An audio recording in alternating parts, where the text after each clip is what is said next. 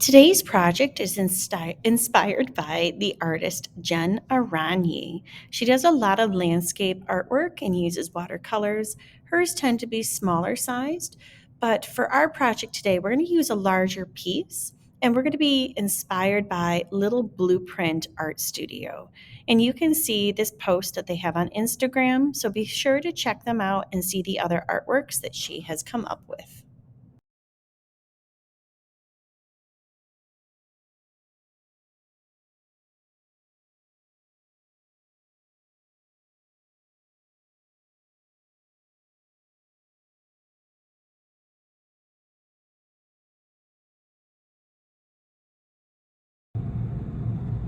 The first thing that you're going to do with your large 12 by 18 paper is you're going to get the template of the ski mask. And I want you to try to place it somewhere near, the top, but a little bit around the middle of your paper too. You can always turn the ski mask a little diagonally if you need, but I want to have enough room to do our watercolor sky above the mask, and also enough room to make a face and have a sweater. So on your paper, this is kind of where I'm looking to place it, and you can notice that there's a shorter distance here and a longer gap here. So once you place the mask on your paper area, then what you're going to do is you're going to take a pencil and you're going to trace the template. Now that I've traced my template, I'll pass it along to somebody else at my table. And the next thing that you're going to do is you're going to follow the inside, like a contour line of the same shape, but we're going to do the inside line of it. So what I mean by that is you'll think about the thickness that you want of your ski mask. It can be skinnier in spots, it could be thicker in others. And all I'm doing is following the same curves as I come across them, and it ends up being my ski mask. Good. Now, the next thing that we're going to do is I want to be able to add in the shapes. I'm not going to worry about the lines and other things yet, but I want to add my bear, okay? So I'm going to add an ear on one side and an ear on another. They don't need to be exactly symmetrical, that's completely fine. And then I'm going to make a U shape to make my bear's face. Now I want you to remember, you also need to have enough room at the bottom in order to make a sweater, because I do want to see what your sweater shape is going to look like, okay? So our bear, here's my chin, my face that I have of it. And what I'm going to do now is add my shoulder piece. So I'm just gonna make a shoulder. It could be bumpy or not. Okay. From here, I'm gonna turn this into a collar. So I'm gonna make a line like this. It could be straight, it could be a little bumpy, it doesn't matter. And that's gonna be this collar. You can curve it in if you need. And then what I want you to do is you can use a ruler, and I'm gonna have us break this. We're gonna use very light pencil marks. So I want us to kind of break it down into, I wanna make patterns on our shirts, okay? So we're gonna break it into spaces. So I'm gonna very lightly push with my pencil to make spaces. That way my pattern, I know exactly where I want my pattern to go on this sweater.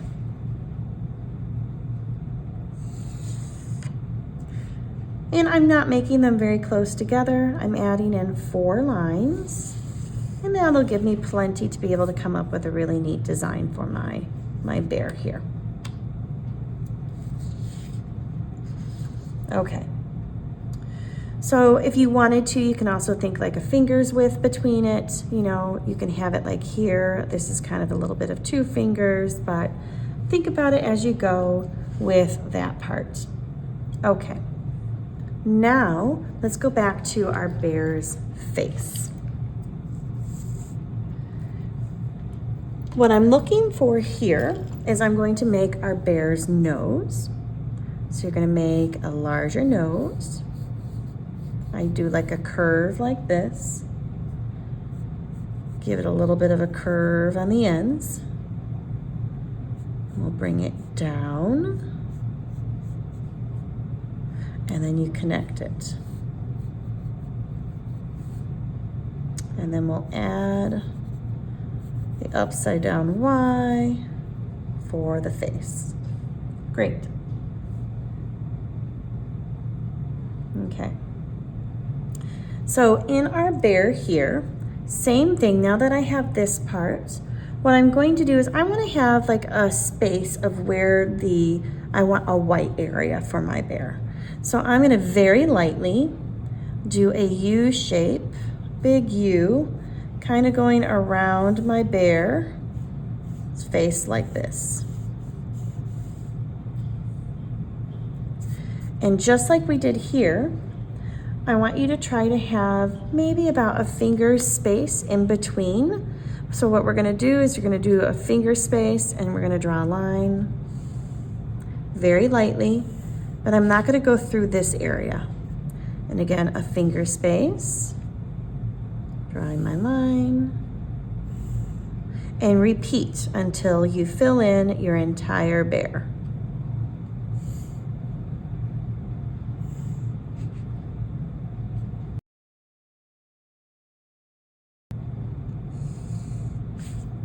Okay. So you can see I've drawn this light. The goal is I want to be able to go back in and erase it. Now for the ear part, I want to give myself lines to guide me for when we're going to add in our texture, but instead I want to make some curves. So what I'm going to do up here in the ears, I'm going to zoom in for us so you can see.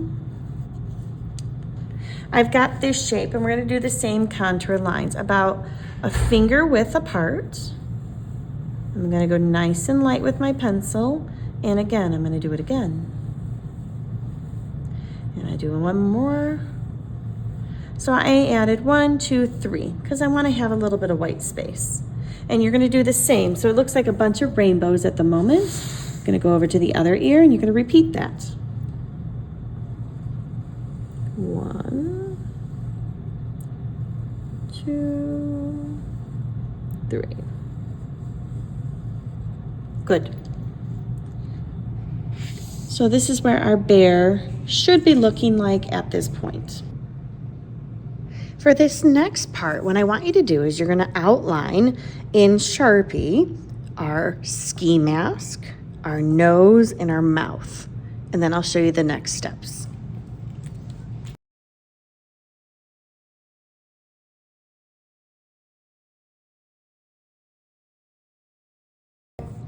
So now that I have this part done, I want you to do this next few steps with me. So all I want you to do is you're going to outline the shoulders, okay?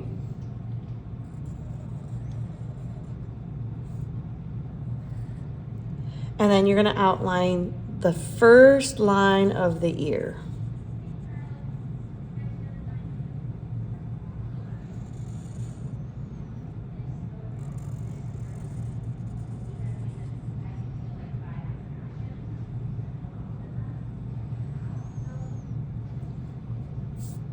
Okay, so now the next thing that we're going to do is I want to make some texture, some lines inside of my bear here, okay?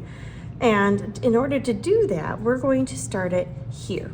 So I'm going to stop at, you can curve a little bit, but you're gonna leave a space and you're just going to make some lines, stopping on each of these pencil spaces that you gave yourself. We're going to make some nice lines in order to make it look like our bear's texture.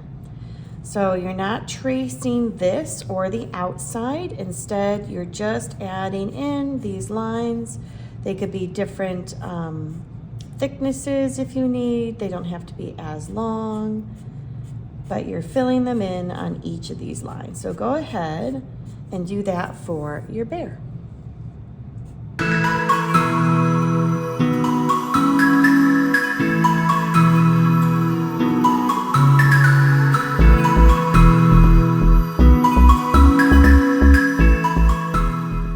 All right, once you've done this part, the next thing that we're gonna do is we're gonna go up and do our ears. So I'm gonna go back here, and what I want you to think about with your ears is we're gonna curve them. We're gonna leave this area white. So we're gonna start here, and we're going to just draw the lines. Same thing that we did, but this time we're going to just curve them so they follow around it. It kind of gives the curved shape.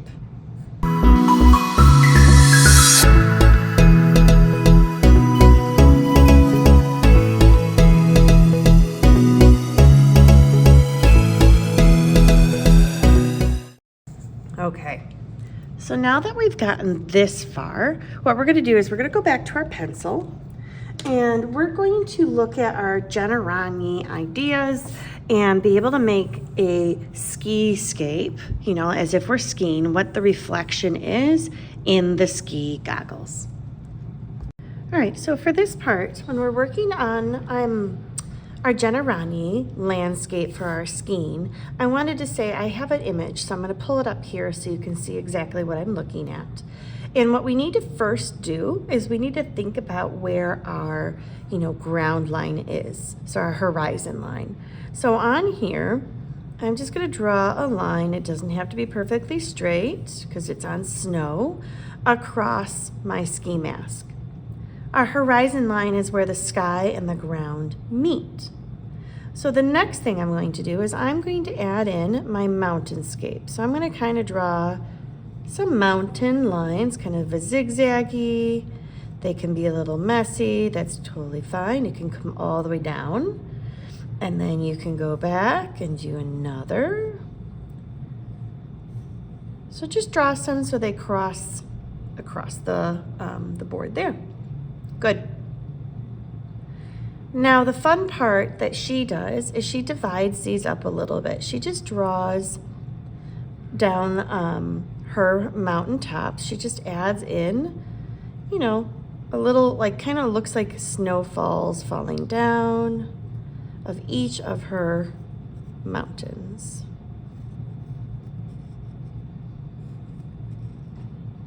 Good. From here, now that you've got this, she also adds in a little bit of some wave lines.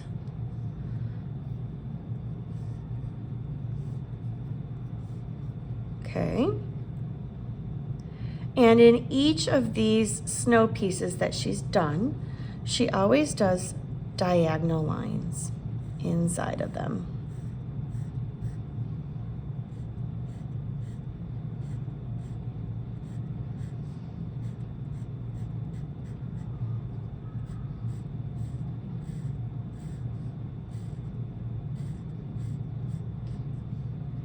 Every time you create art, it's a compliment to try to replicate somebody else's art as you're learning their techniques and what inspires you.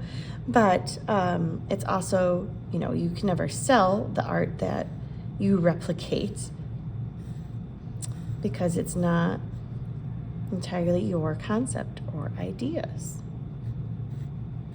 But here we're learning, we're identifying with an artist, and we are replicating what we're seeing to practice and admire her technique and skill. Okay, so as you can see in this particular one as well, what we're going to do is I want you to find your focal point or vanishing point. And from this dot, you're going to draw a little wavier line coming out of it. And same thing. And this will be our river. So contour line following what you have on one side here, and you're going to just add in the lines similar to what we did in the ears along this. This will be our texture. Kind of make it nice and darker. Good. And then we're going to sprinkle in a couple trees. So we're going to do a larger tree here, and we're going to do one that's smaller in the back, and we'll do another tree here. And so what she recommends and does in her trees is she starts off by making these lines, and they come out, and she makes our trees fuzzy like this.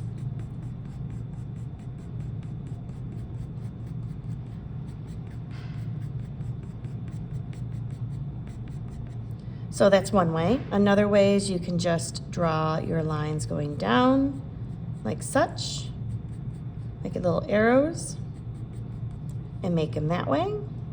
It's up to you, whichever way feels best for you. I always start making it look a little fuzzy like this because it starts at the top, and then as the trees come down, they come out more towards the side, like a very hairy caterpillar.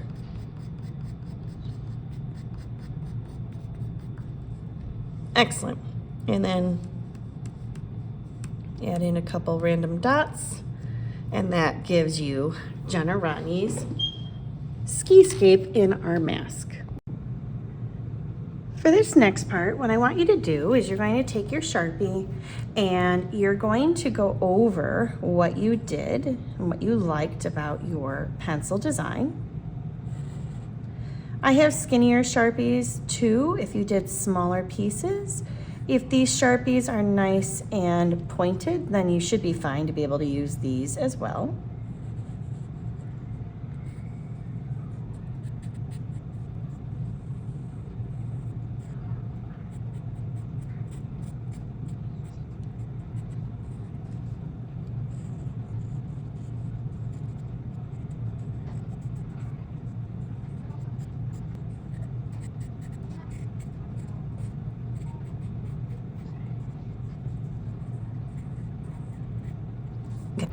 Your nose could be any color that you want. If you want to, you can go in and color it in, or you can wait to paint that in later. It's up to you.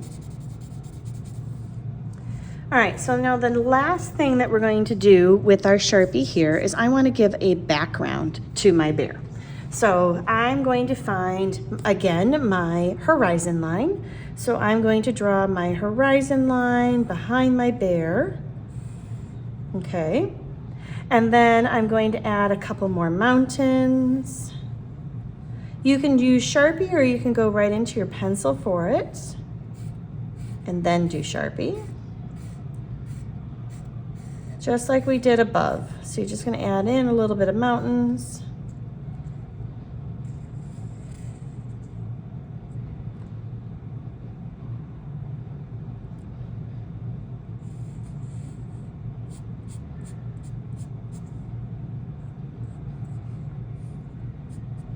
Okay, and then what I want us to do is we're also going to add in a couple trees. So I'm going to do a tree that's further back here, and you can do the arrows like this, where it's just the arrows, and then I'm going to add one here.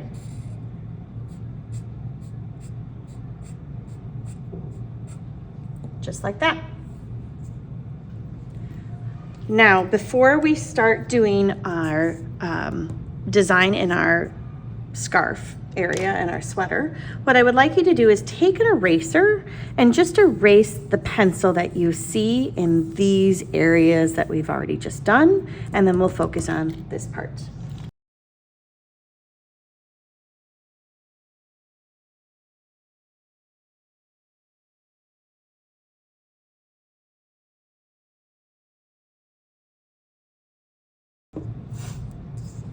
Okay, so now that you get that all done, the next thing that we're going to focus on is our scarf or sweater, I should say too. So you could turn this into a scarf or it could be the sweater, but the reason we have these lines here is to guide us just like we did in this particular area. If you pushed with your pencil really hard and you're not able to erase some of these lines in here, it'll be fine. We are going to paint over some of the areas, but it was just to take away that sharp contrast against our nice Sharpie here.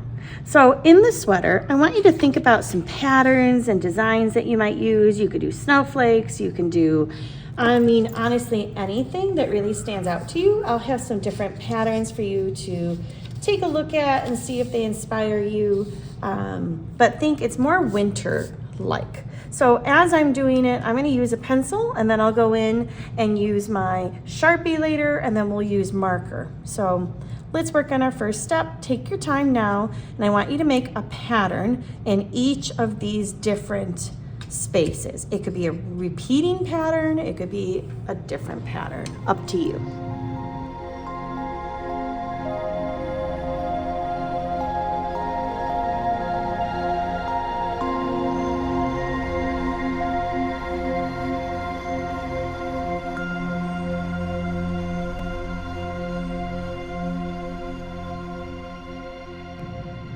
Okay, so now that I've done this in pencil, you know the drill. We're going to take our Sharpie and we're going to Sharpie what we've made.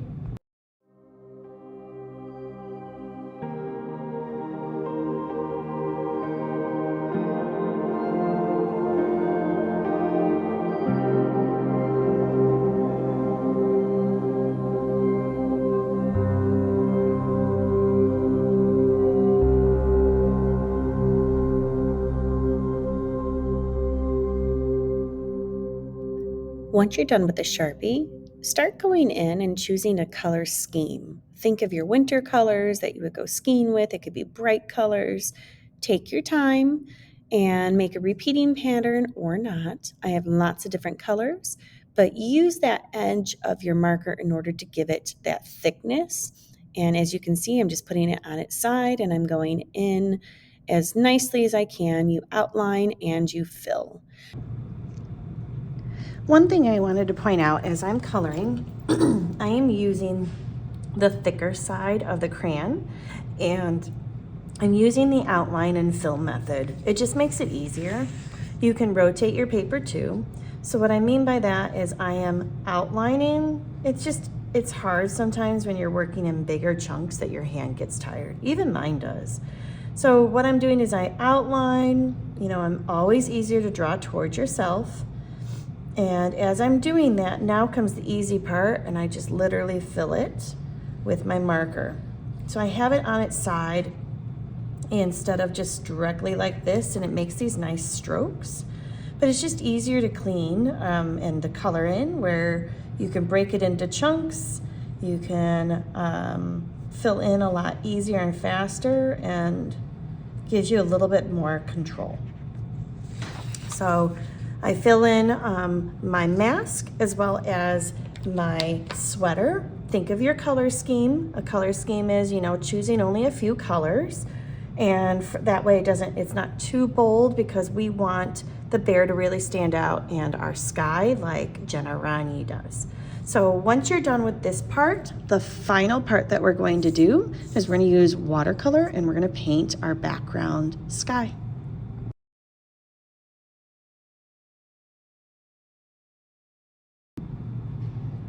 For our final part, we're just going to be doing the sky using our liquid watercolors. So I have them in our Roy G. Biv order as you're going, or close to it, I should say.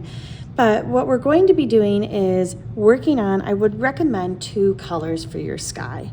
So think about what you want your sky to quite look like. I mean, here again is the picture of Aranyi's.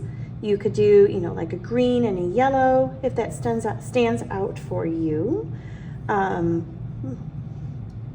But think about, like, she tends to use like the blues and the purples. And I think that's kind of where I want to be. But if you really wanted more, you could work a little bit of yellow, and you can go into the, like a reddish purple and blue. So if that's what you want, you can also do that as well. So when I'm starting, you want to use a watercolor brush.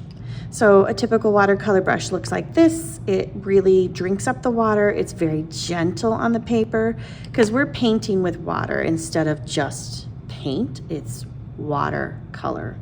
And then it's a larger background. So I also have another brush that has a lot of brush hairs. And what that helps do is it helps you be a little bit more consistent instead of small areas.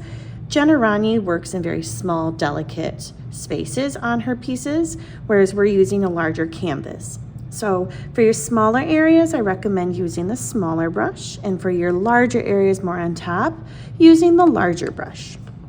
Now, as you're working, really be careful or cognizant of where the lighter colors are. So if you're grabbing a color and reaching over, that way it doesn't drop onto a color. And I also like to keep these in here because these easily tip over and I don't want it to stain anything.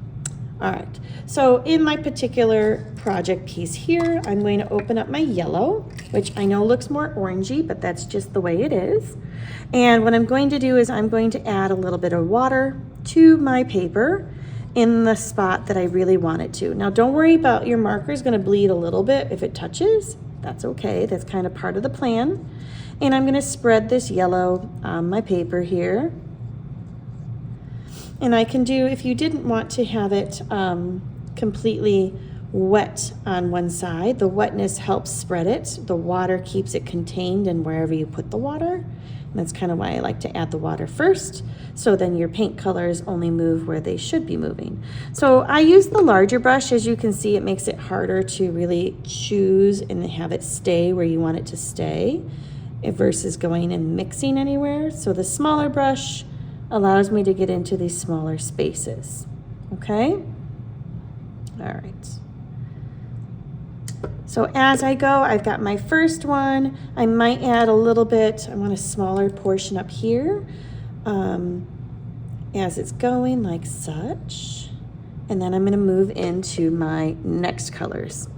So as I work, if you're the only one at your table or using the yellow or whatever color you're using, put the lid back on so that way it just kind of keeps it a little bit cleaner, okay?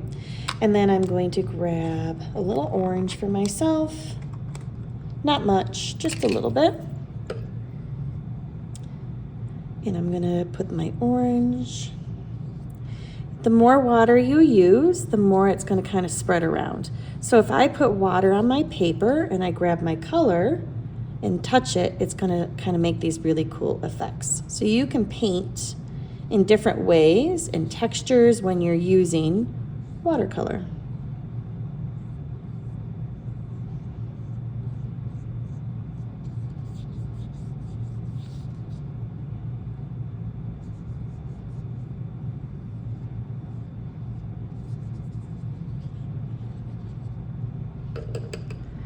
Okay, rinse your brushes in between colors.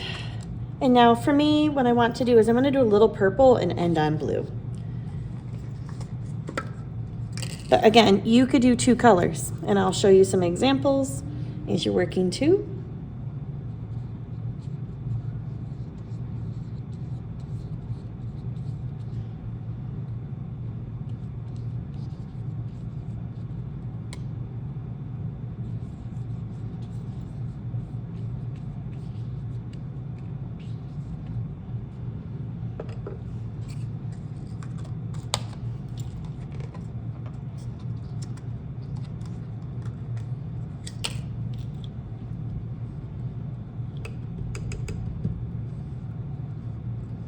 I don't want to make brown, so that's why I'm rinsing my brush really well. And that's another reason of why I want you to choose some like similar colors within a color scheme, you know, because you want to make sure as you're mixing it, you're not making colors that you don't want to see in your sky. Cool colors work well, warm colors work well. So I went from my warm to my cools. The reason the purplish pink works is because it has red in it, so does orange. And blue and orange will make a brown. So I like to keep them as separate as I can. I realized, beautiful, oops, I forgot one thing. We need to do the sky here. So wherever you've got your colors that are the same colors that you've got going on in your sky, obviously I have some yellow. I'm gonna put my yellow through there, and I might add in a little bit of some of my other colors so you can kind of see it mixing in there as well. So I'm gonna have a little bit, oh my goodness, that color was not clean. I made a green. That's okay.